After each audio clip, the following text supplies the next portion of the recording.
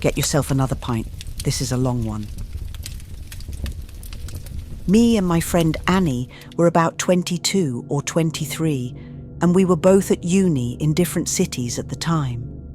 Our families used to go on hiking and camping trips every year together, and the two of us kept up the tradition. We did bits and pieces of the West Highland Way every year for a catch-up, usually at the start of summer, but this year we were both snowed under with work and exams and couldn't get the time off. By the time we both had enough days spare, it was mid-October. I was hesitant about heading right up into the Highlands that late in the year and said we should just miss it, but she just laughed at me and told me to grow a pair. So, October it was. You don't really argue with Annie. We met at a train station about halfway up and aimed for a 3-day hike. To be honest, I was kind of excited, even though I knew it would probably suck. I really love Annie, and I miss her when we're away. I saw her purple waterproofs. She dropped her bag. We hugged and started walking, chatting away about life. This was the year she had her first placements. She's a doctor, a something attrition. A consultant, anyway. Which is why she couldn't get time off. And I just restarted uni and was trying to get a flat sorted. Either way, we were chatting for hours while we walked. But if it was anyone else, I'd be having the worst time. Scottish weather is shite, especially later in the year. It gets dark by about 4 p.m, and it chucks it down all day every day, apart from the days where it's just moody and overcast and crappy, or snowing. We've got a Scots word for it, dreich. Dark, shite weather, can't see a thing, everyone's miserable. It was absolutely pissing it down, and in the end we just gave up. By the time we'd met at the station, it was about 10 a.m, and we forgot it got dark early, so by the time the sun set, we'd only got about halfway to the place we usually stop. We hiked along a bit further until I'd had enough and told her I wasn't up for going any further, and it'd be cool if we just wild camped. Or, as she puts it, I said, "Annie, put the fecking tent up. I'm fecking soaked. I don't fecking care." So we shove the tent up on the first flat bit we find, struggling in the dark, then climb in. Next morning, we find out we'd pitched the tent in the bog, about 2 feet from the burn, and literally everything was soaking wet. On top of that, we were miles and miles from the next train station. So we pack up, raging, and keep going.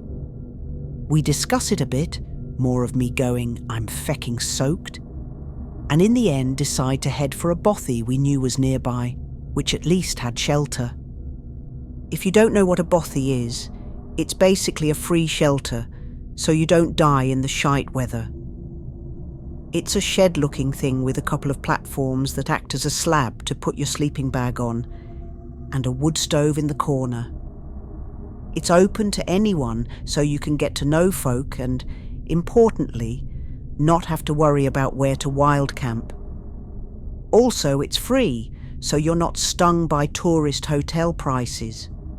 We pick up the pace a lot and don't really stop for food or anything, because it's all damp and sad anyway.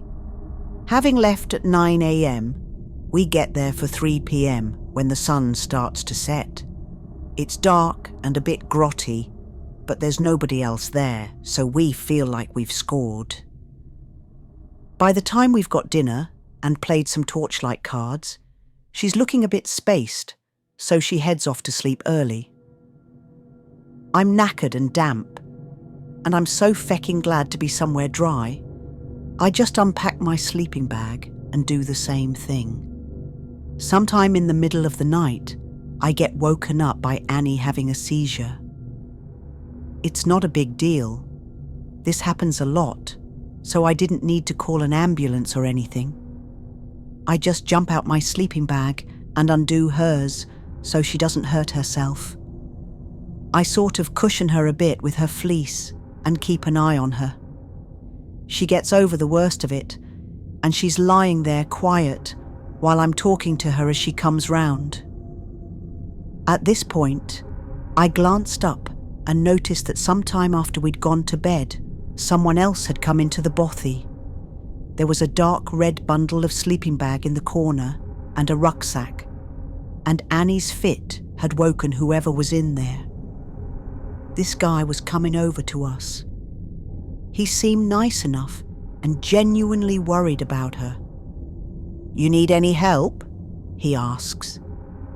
I don't get a chance to look him over because I'm juggling making sure Annie's okay and making sure this guy doesn't call mountain rescue and make us look like fools.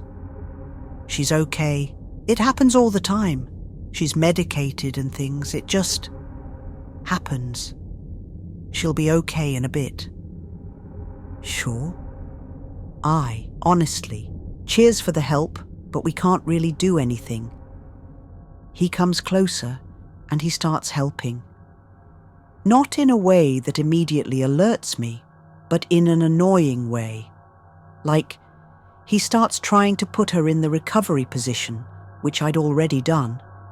And even though I'd told him 100 times I've known her since I was 5 and I know what I'm doing, he didn't listen. He's breathing really heavily and he smells a bit moldy. Eventually, I just tell him to back off a bit and give her some space. And then he smiles at me, which was weird and creepy, and in the half-dark sort of wrong, because it didn't meet his eyes. This guy looks wrong as well. He's got his massive, huge fecking beard like he lives out here and a weird accent. Sort of Scottish, but sort of something else as well. I thought he was maybe an oil rigger or something. I've met a few in Aberdeen, and he seemed to fit the bill.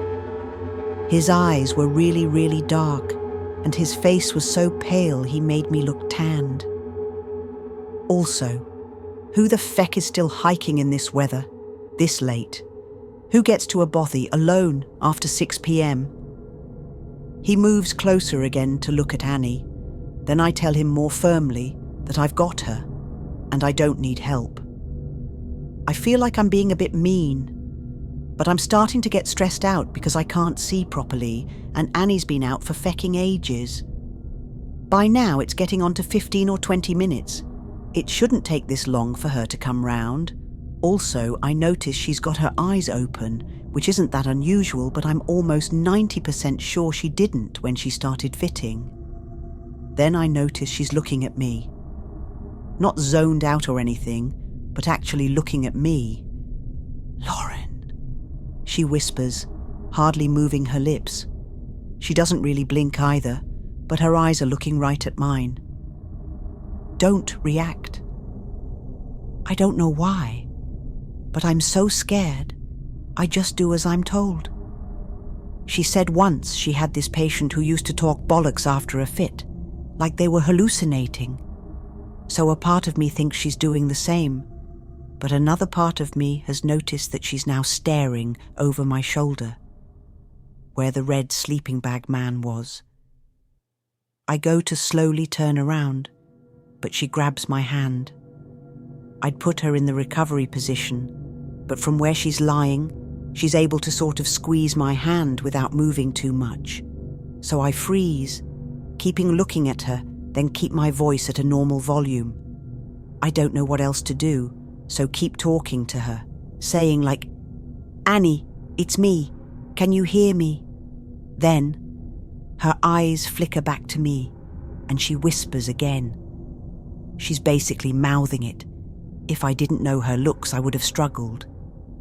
Ask him for help. Don't panic. Okay. Weird. Really feckin' scared now. So I slowly let go of her hand and turn around. And that's when I see what she's been looking at. The red sleeping bag man had been sitting in a corner watching us, still smiling.